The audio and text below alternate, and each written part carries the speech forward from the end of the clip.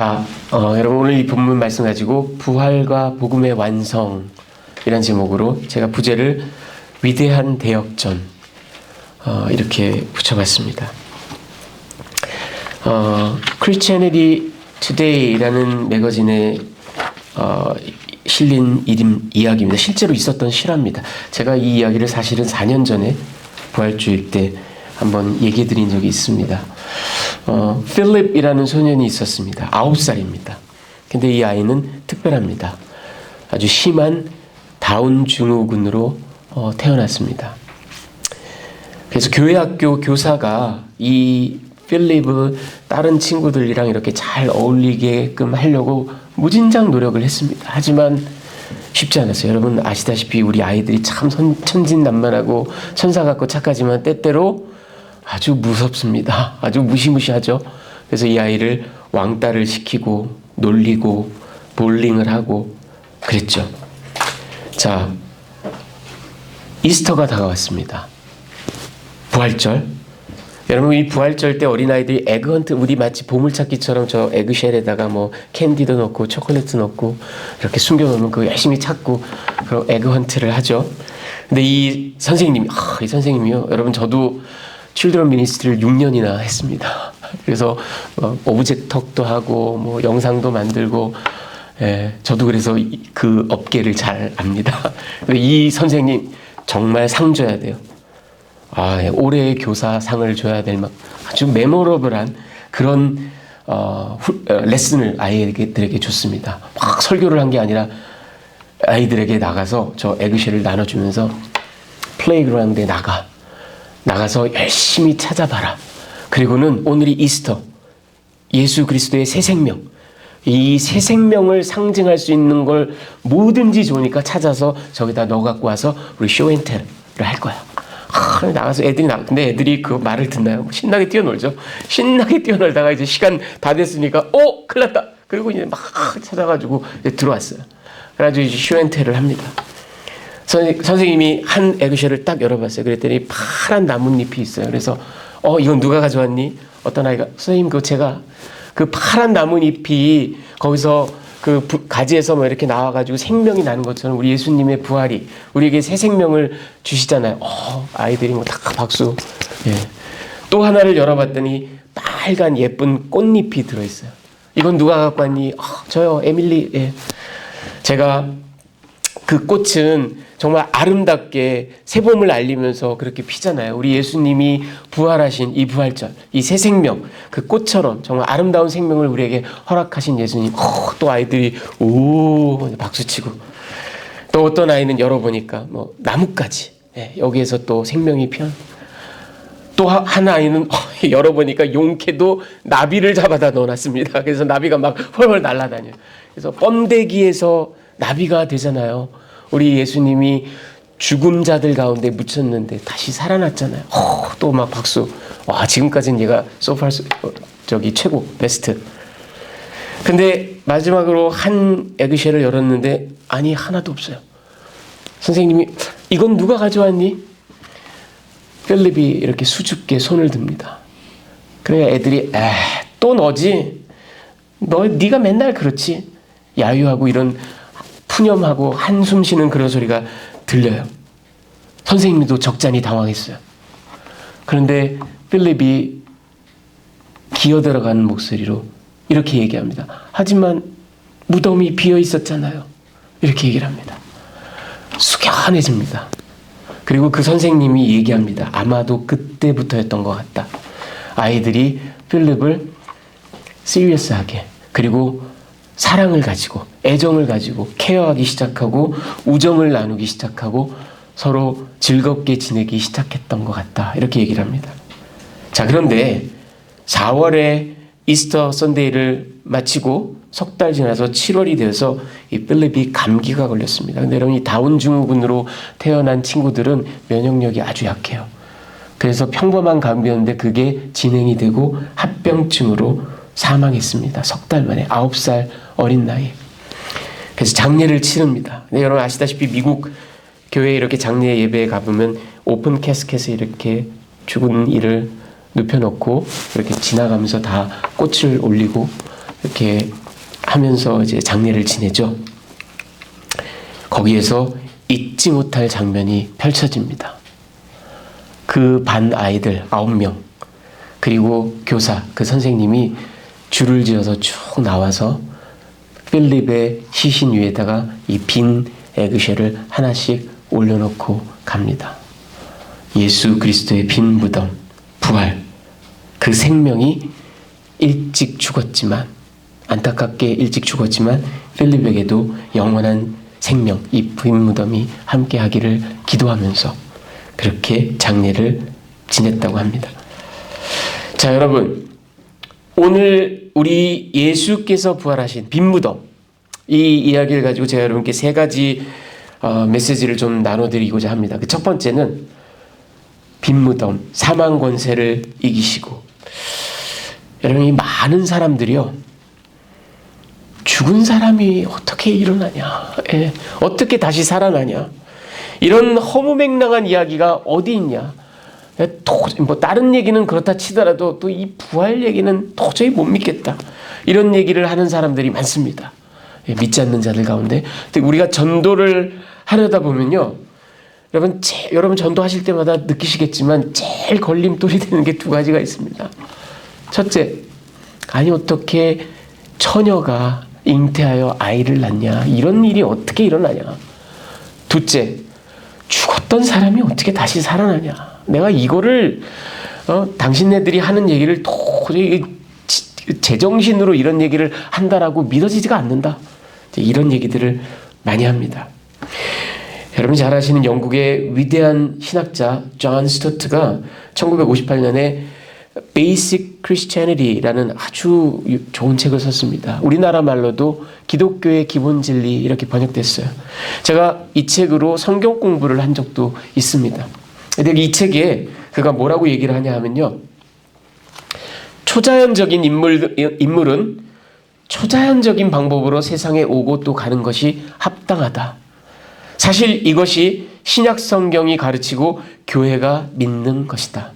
예수님의 출생은 자연적이었지만 잉태는 초자연적이었다. 그의 죽음은 자연적이었지만 부활은 초자연적이었다. 여러분, 예수님의 본원적인 그 본질을 생각해 보십시오. 그의 신성, 근본 하나님과 본체이신, 동체이신 그런 분이 다시 살아나셨다? 어떻게 보면 당연한 그분의 오심과 나가심이 아닌가 싶습니다. 그리고 사실은 이렇습니다. 저는 오히려 이 문제를 곰곰이 생각해보다가 이렇게 결론을 내렸어요.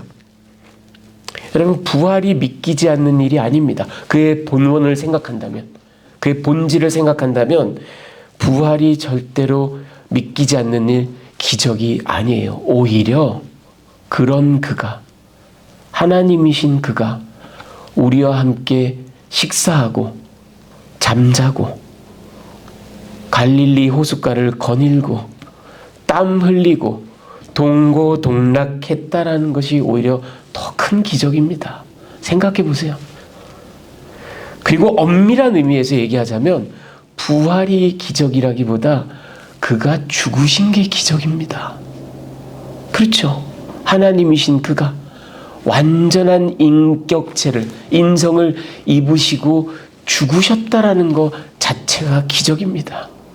그러니까 부활은 오히려 경한 일일 수도 있어요. 그런데 사람들은 그걸 받아들이지 못합니다. 왜? 그분의 본질을 인정하지 못하니까.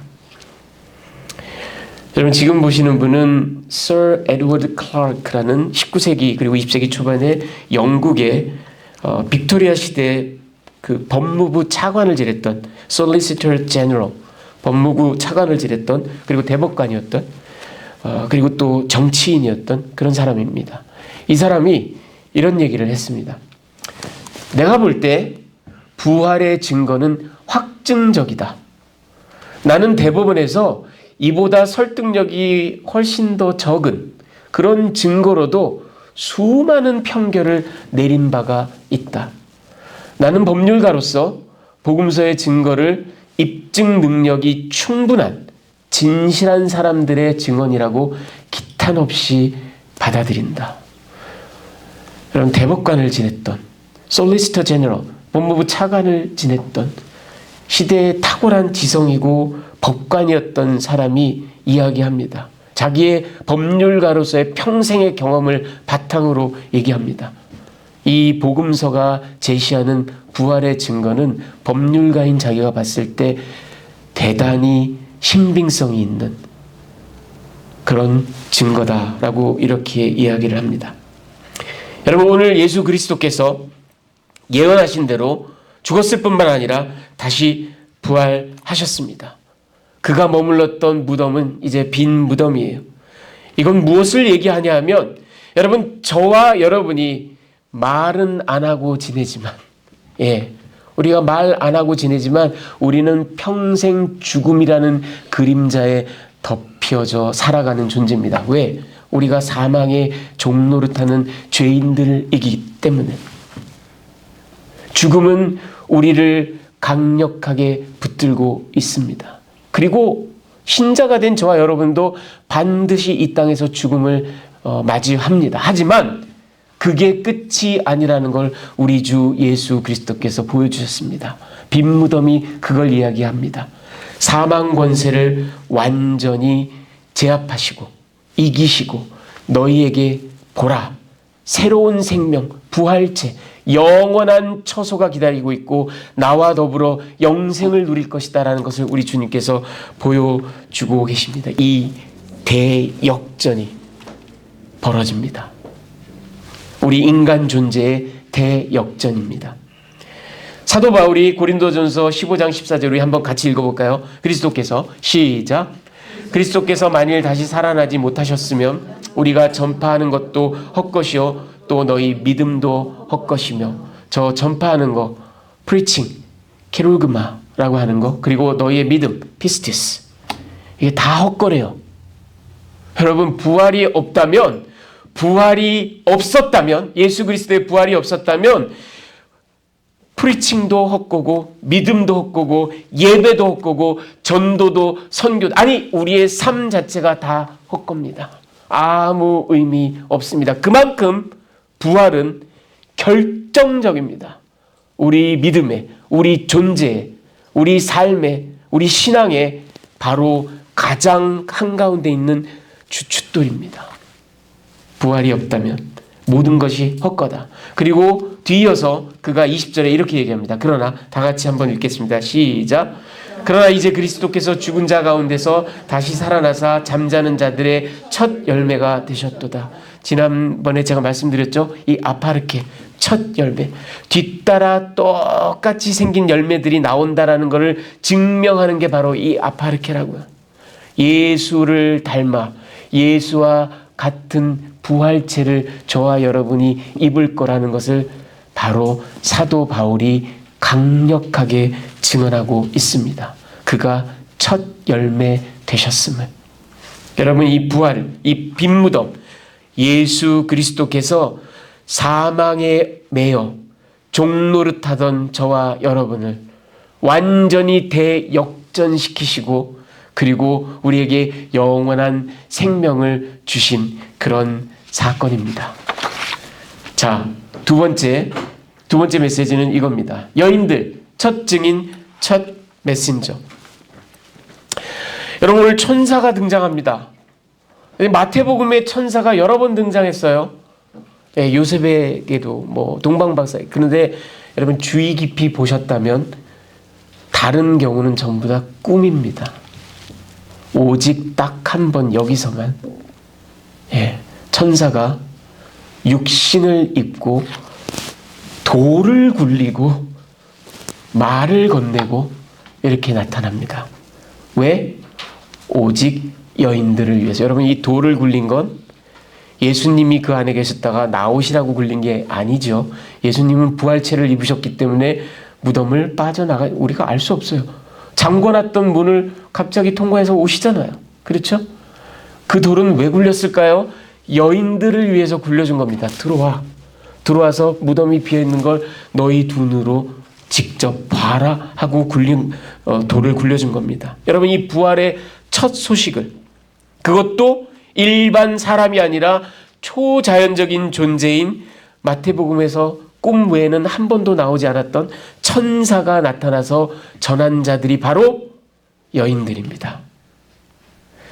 그것만으로도 대단한데, 엄청난 특권이고 엄청난 영예인데, 가다가 부활하신 예수님을 처음으로 만난 자들도 바로 이 여인들입니다. 여러분, 이건 혁명적이다 못해 기가 찰 노릇입니다. 2000년 전 팔레스타인 유대 문화와 사회를 생각한다면 여인들은 대접받지 못했어요. 천대받았어요. 사회의 가장 하층이었어요. 오죽했으면 법정에서 증언 능력도 없었어요. 그게 여인들이에요. 그런데 그 여인들을 첫 증인으로, 그리고 첫 메신저로, 그것도 천사까지 동원하셔서 삼으시는 하나님, 정말 이보다 더 큰 대역전이 어디 있습니까? 하지만 인간적으로 보고 그 당시 문화와 이성적인 사고를 생각해 보면 이보다 어리석은 일이 없어요. 여러분, 생각해 보세요. 만약 제가 하나님이라면, 여러분이 하나님이라면 어떻게 하시겠어요? 무덤에 무슨 약간 소요가 일어났다거나 소동이 일어나는 상황을 만드셔서 이거 안 되겠네. 그리고 막 대제사장도 그걸 해결하기 위해서 오고, 로마 당국자들도 막 오고, 남자 제자들도 막 와서 웅성웅성 모여 있는데 갑자기 천사가 빵 하고 나타나서 돌을 쫙 굴리고 들어와서 봐라, 무덤은 비어 있다 했다면 얼마나 편했겠어요. 얼마나 부활이 논란의 여지가 없는 확증적인 사건이 됐겠어요. 복음 전파는, 이후의 복음 전파는 그야말로 식은 죽 먹기죠. 그렇죠? 모두가 봤는데. 그런데 우리 하나님은 왜 이렇게 배배에 꼬셨을까요? 왜 아무도 믿어주지 않는 상황을, 그것도 가장 사회에 천대받는 여인들에게, 그것도 갈릴리 출신. 이유는 하나입니다. 복음은 애초부터 관찰, 실험, 인식작용, 대차대조의 영역이 아닙니다. 복음은, 부활은 애초부터 믿음의 영역입니다. 사도 바울이 고린도 후서 5장 7절에 이렇게 얘기했습니다. 우리 같이 읽어볼까요? 이는 시작. 우리가 믿음으로 행하고 보는 것으로 행하지 아니함이로라. We live by faith, not by sight. 이게 애초부터 하나님의 디자인입니다. 하나님의 의도예요. 이 여인들, 가장 천대받던 여인들을 들어 세우셔서 첫 증인, 눈으로 직접 보는 첫 증인이 되게 하시고 첫 메신저가 되게 하셨지만, 이후에 가고 오는 세대에 저와 여러분을 포함하여 모든 사람들에게 있어서는 사이트가 아니라 faith, 우리는 다 듣고 믿는 존재가 되었습니다. 복음은 시작부터 믿음의 영역입니다. 그런데 사람들은요, 여러분, 이 믿음이 뭔가 요원한 것이라고, 나랑은 좀 아닌 것 같아, 나는 아무리 노력해봐도 잘 안 믿어져, 당최 이해가 안 돼, 내가 치열하게 생각도 해봤고 막 노력도 해봤고 심지어 리서치도 해보고 해봤는데 도대체가 이 사람들이 뭘 믿는지 나는 이해가 안 가. 그리고 아주 거북해. 그러다 보니까 저 사람들은 왜 저럴까? 믿어지지가 않으니까 이렇게들 생각을 합니다. 믿음이라는 거에 우리가 이렇게 접근을 하는 경향이 많아요. 제가 오늘 그거를 깨드리겠습니다. 네. 여러분, 제가 여러 번 소개해드린 적이 있었던 G.K. 체스터턴이라는 영국의 작가이고 평론가이고 저널리스트이고, 이 사람은 캐톨릭 신자로 평신도 신학자입니다. 그리고 아주 탁월한 변증가이기도 합니다. 이 사람은, 그리고 제가 이 사람 글을 참 좋아하는데 Prince of Paradox, 역설의 왕자다, 이런 이 사람 글을 보면 역설이 아주 기가 막히게, 아이러니, 패러독스 이런 것들이 들어가 있어요. 오늘 이야기도 그렇습니다. 들어보십시오. 이 사람이 이런 얘기를 했습니다. 내 자신이 하나님을 믿지 않는다 손 칠지라도 난 여전히 내 의사, 내 변호사, 내 뱅커가 하나님을 믿기를 원할 것이다. 자, 여러분, 정말 역설적인 이야기인데 명언입니다. 나는 편안하게 빠져나가고 싶어요. 나는 믿음의 버든을 지고 싶지 않아요. 하지만 온 세상은 믿음의 기초에서 돌아갔으면 좋겠어요. 왜? 그럼 바꿔 말하면 자기도 그 믿음의 실체를 안다라는 얘기입니다. 내 삶을 둘러싼 모든 사람, 기관, 시스템, 모든 것들이 사실은 이 믿음이랑 trust and faith 라는 것에 기반해서 돌아간다라는 걸 나도 사실은 얘기하고 있는 거예요. 하지만 나는 믿고 싶지 않아. 나는 싹 빠져나가고 싶어. 여러분, 어떤 목사님이 이런 얘기를 했다 그래요. 지금 이 시간 여러분이 이 자리에 앉아서 제 설교를 듣고 있는 건 팩트입니다. 그리고 여러분 앞에서 제가 설교를 하고 있는 것도 팩트입니다. 하지만 여러분 가운데 단 한 명이라도 제 설교를 듣고 있다라는 건 faith입니다. 이렇게 얘기를 합니다. 예. 여러분, 믿음이라는 게 결국은 그렇게 요원한 게 아니에요. 그렇게 생경한 게 아니에요. 그렇게 당최 이해가 안 가는 게 아니에요. 우리가 사는 삶이 사실은 믿음 위에 기반하고 있습니다. 이 코트에서 얘기하는 것처럼 만약 믿음이라는 게 허상이면, 엔티티가 없으면 우리는 병을 치료할 수도 없어요. 의사를 만나봤자 소용. 저 사람이 뭔 얘기를 하는지 어떻게 알아요? 어떻게 믿어요? 믿음이 없으면 우리는 법률 문서도 계약서도 작성할 수 없습니다. 믿음이 없다면 우리 돈을 은행에 맡겨 그 사람이 들고 날릴지 어떻게 알아요? 믿음이 없으면 심지어 설교도 못합니다. 여러분 가운데 한 명이라도 듣고 있을 거라는 이 믿음이 있어야 저도 설교를 한다라는 거예요. 믿음은 그렇게 생경한 게 아니에요. 사실은 내 삶을 둘러싸고 있는 모든 것들이 믿음에 기반하고 있습니다. 자, 또 하나의 착각은 이겁니다. 이 믿음에 대해서 생경하다, 나와는 좀 관련이 없는 것 같다, 이런 것뿐만 아니라 또 하나의 착각은 이겁니다. 오케이, 내가 믿음을 받아들여 보겠어. 그런데 먼저 나를 이해시켜봐. 나를 설득해봐. 나를 이해시키면 내가 믿겠어. 이런 생각들을 합니다. 이성과 과학과 기술로 무장한 현대인들의 항변, 가장 대표적인 항변이 그겁니다. 여러분, 이것도 제가 깨어드리겠습니다. 역사상 가장 위대한 신학자라고 해도 과언이 아닌 히포의 어거스틴, 이 사람이 한 이야기가 있습니다. 먼저 이해함으로 믿음에 이르려 하지 말고 먼저 믿음으로써 이해하게 되기를 구하라. 요한복음을 강해하면서 그가 그렇게 얘기했습니다. 순서가 그렇다라는 거예요. 여러분, 믿음의 길을 찾는 자들에게 제가 드리고 싶은 충고는 이겁니다. 내가 이해하면 믿겠어? 그래서 우리 현대인들은 이성과 과학으로, 그 미국 사람들이 쓰는 표현 가운데 armed to the teeth, 이빨까지 무장해서 날 이해시켜봐. 난 이성으로 무장한 자야. 그런데 여러분, 믿음은 그런 게 아니라고요. 제가 늘 말씀드리죠. 하전 시간에도 말씀드렸는데, 아까 의사도 변호사도 뱅커도 믿을 수 없다 그랬죠. 믿음이라는 게 없으면. 여러분, 제가 병원에 가서 진료를 받으면 우리 닥터가 인도 사람인데 군잘문잘, 이름도 어려워요. 군잘문잘. 그리고 인디안 액센트가 어찌나 강한지 뭔 소리를 하는지 한참을 들어야 돼. 그리고 못 알아듣는 말이 대부분이에요. 근데 제가 아파가지고 막 이러면은 이 사람이 프리스크립션을 써줘요. 그럼 그걸 딱 봐도 이 글씨도 그래. 몰라. 하지만 어쩌겠어요. 예, 내가 이 약이 세파클론이 뭔지 아목시실린이 뭔지 알아야 먹겠다. 그럼 나는 병을 못 고치는 거예요.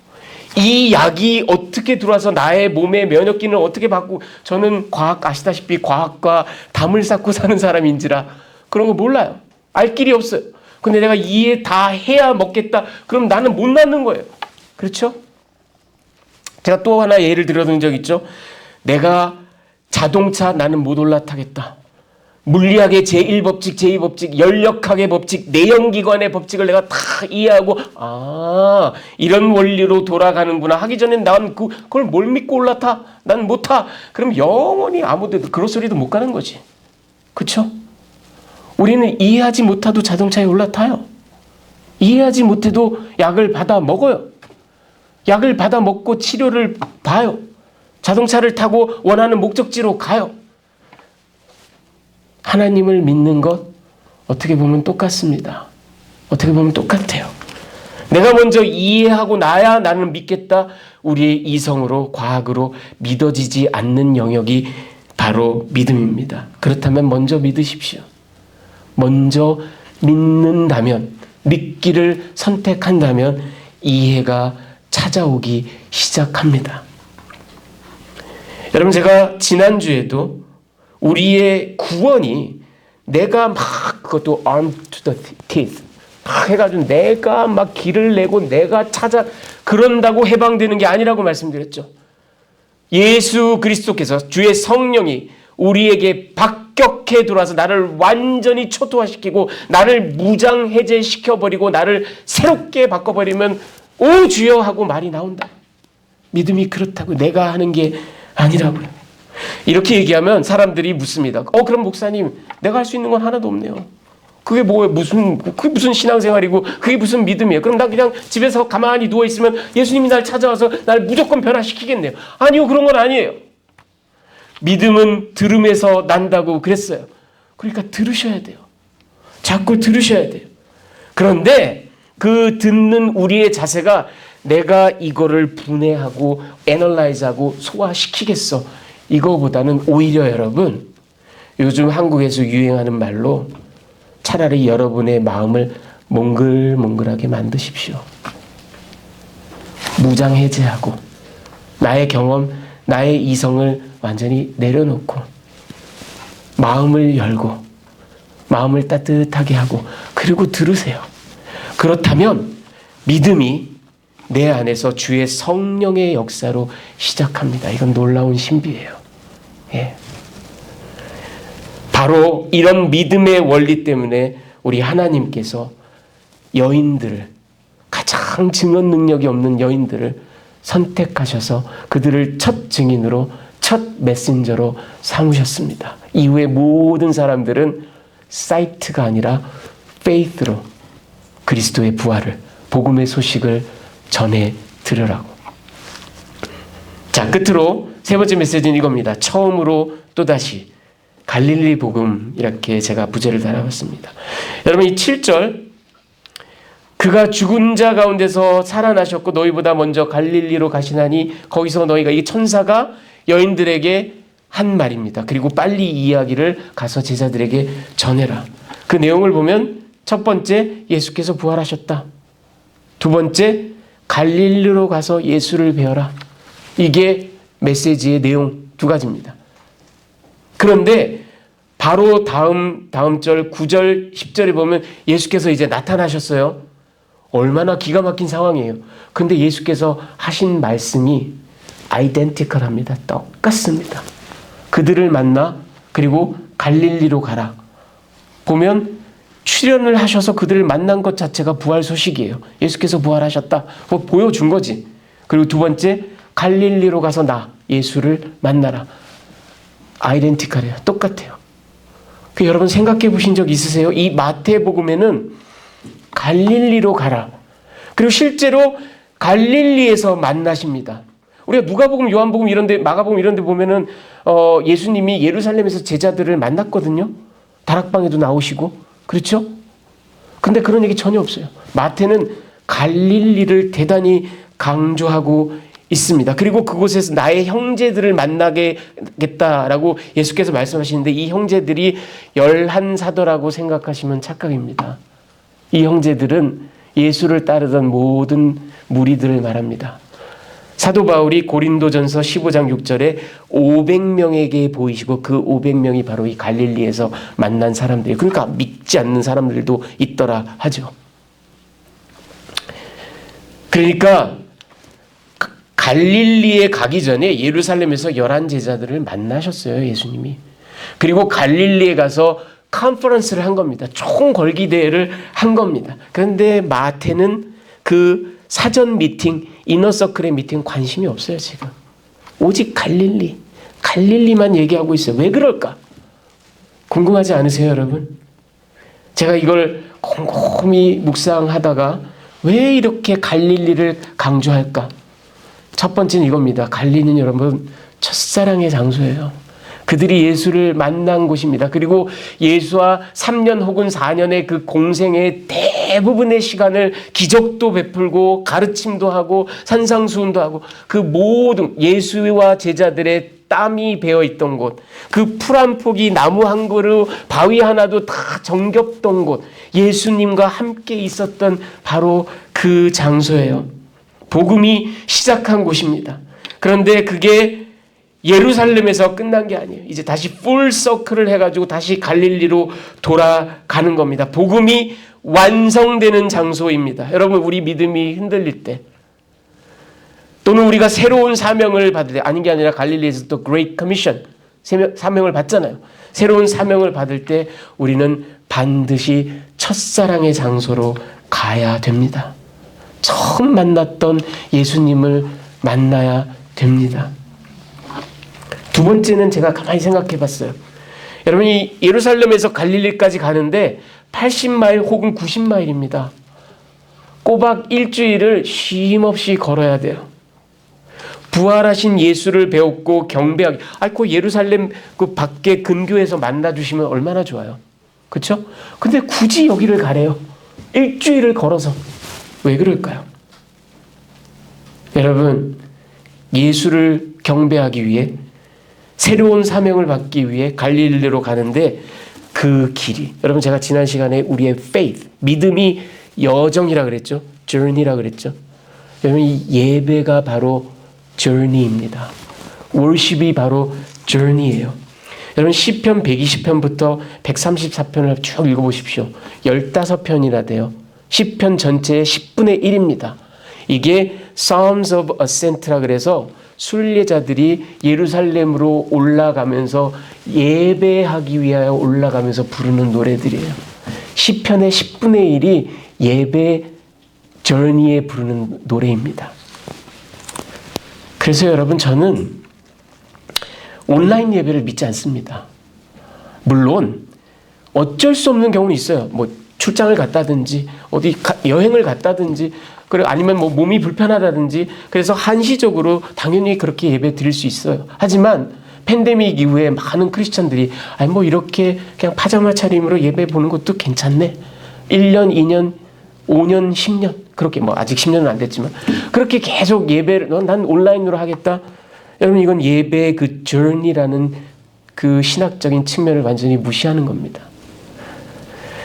제가 제 외할머니께서 저를 키워주셨는데 할머님이 이제 연세가 많으셨을 때 제가 고등학생 때 할머님을 모시고 늘 교회에 제가 팔짱을 끼고 이렇게 걸어갔었어요.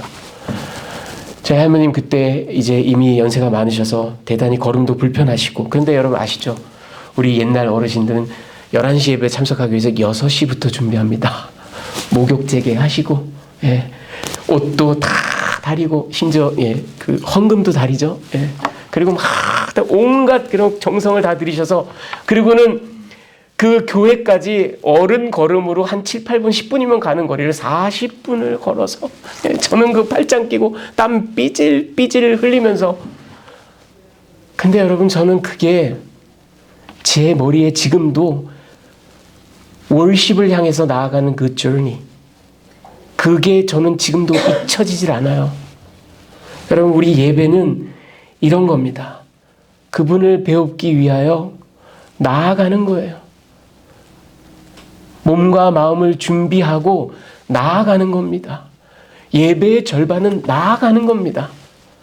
그렇기 때문에 이 갈릴리로 와서 나를 만나라, 부활한 예수 그리스도를, 영광 중에 오신 예수를 만나라, 이게 예배 장소거든요. 그냥 오지 말라는 거예요. 이 예배를 사모하면서 긴 길을 걸으면서 주님을 대망하면서 오라는 거예요. 그게 갈릴리의 의미예요. 그리고 끝으로 이방의 갈릴리에서 큰 빛으로, 여러분 마태복음 4장 15절 16절에 보면 이 천대받던 땅 갈릴리, 이방의 갈릴리라고 무시하던 땅, 근데 이곳에서 복음이, the great light, 복음이 시작됐고 예루살렘이 아니라 한 바퀴 full circle을 해서 다시 갈릴리로 오라고, 갈릴리가 시작이라고. 여러분 이게 얼마나 파워풀한 메시지입니까? 세련되고 격조 높고 우아한 예루살렘이 아니라, 유대 땅이 아니라 가장 천대받고 정말 그 땅에서 뭐가 난다고, 이런 갈릴리로 굳이 한삭고 80마일을 걸어서 오라고. 여기가 시작이라고. 여러분 저는 예루살렘 초대교회 우리가 그런 얘기를 많이 하는데 이거 미스노머라고 생각해요. 잘못된 이름이라고 생각해요. 초대교회는 갈릴리에서 시작했습니다.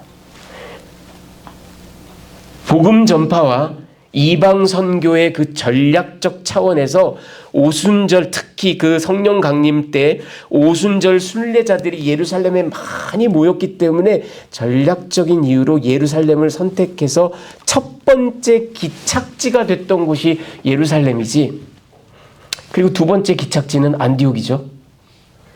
사실은 복음이 시작한 곳, 복음의 산실은 갈릴리입니다. 갈릴리 초대교회예요. 그러니 여러분 이게 얼마나 큰 대역전입니까? 여러분 누가복음 1장 51절 53절에 보면 마그니피카트라는 그 마리아의 찬가가 나옵니다. 이거 한번 같이 읽어볼까요? 그의 팔로 시작.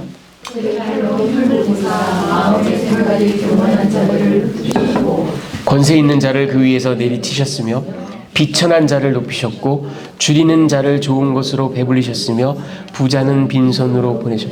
제가 누가복음을 설교할 때 이 마리아의 찬가, 이제 수태고지를 받고 아직 예수님이 이 땅에 오시기도 전인데 복음의 그야말로 가장 전조, 그때 마리아가 한 이 찬가를 보세요. 권세 있는 자들을 내리시고 비천한 자를 높이시고 줄이는 자를 배불리게 하시고 부자들을 빈손, 이 대역전, 이게 복음의 핵심이에요. 이게 복음의 핵심이에요. The Great Reversal. 사도 바울이 고린도 교인들에게는 또 이렇게 얘기했습니다. 여러분 한번 같이 읽어보겠습니다. 그러나 시작. 그러나 하나님께서 세상에 미련한 것들을 택하사 지혜 있는 자들을 부끄럽게 하려 하시고 세상에 약한 것들을 택하사 강한 것들을 부끄럽게 하려 하시며 하나님께서 세상에 천한 것들과 멸시받는 것들과 없는 것들을 택하사 있는 것들을 폐하려 하시나니 이는 아무 육체도 하나님 앞에서 자랑하지 못하게 하려 하시며. 여러분 이게 복음의 시작과 끝이라고. Great Reversal. 마리아도 얘기했고 사도 바울도 얘기했고 이게 하나님의 디자인이고 하나님의 생각입니다.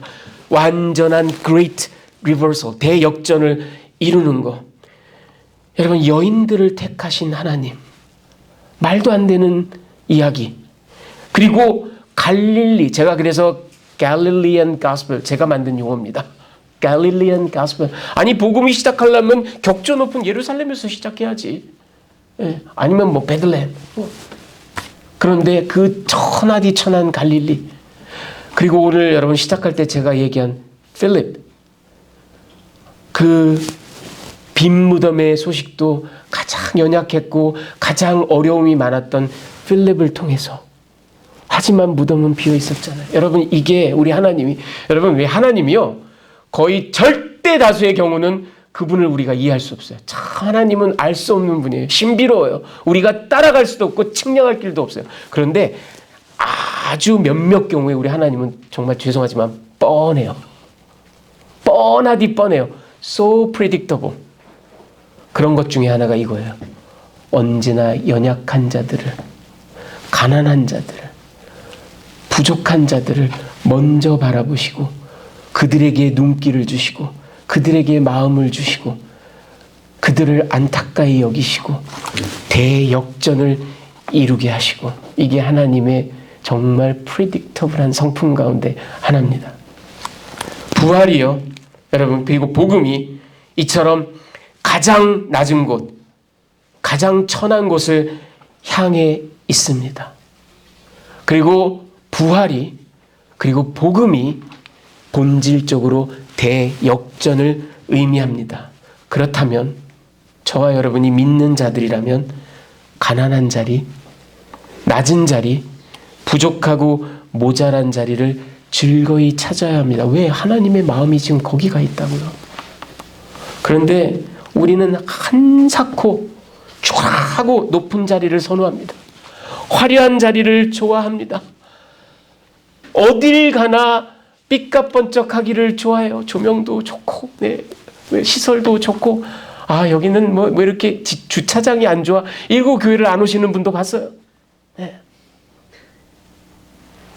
여러분, 마틴 루터가 영광의 신학은 인간의 신학이다. 우리는 십자가의 신학을 붙잡아야 한다. 그 십자가의 신학이 바로 낮고 천한 자리입니다. 아무도 돌아보지 않는 자리입니다.